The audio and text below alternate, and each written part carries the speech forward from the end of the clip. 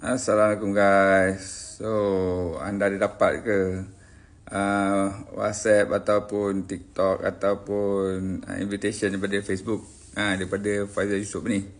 So, lately ni untuk tuan-tuan dan puan-puan ada banyak lah scammer-scammer yang nampaknya menggunakan FY punya profile kan, tapi dia cakap orang putih tu kan, ajak analyze crypto, stock dan lain-lain kan. So FY selalunya cakap Melayu lah kan, dan jaranglah cakap putih, jarang-jarang. So kalau anda dapat notification yang macam ni, dapat invitation yang macam ni kan, daripada orang yang tak yang pakai profile FY ni kan, harap jangan terpedaya lah harap tuan-tuan puan decline lah invitation tersebut kan. Kalau dia minta duit pun jangan jangan percaya dan jangan bagi duit lah pula kan. Itu cerita dia.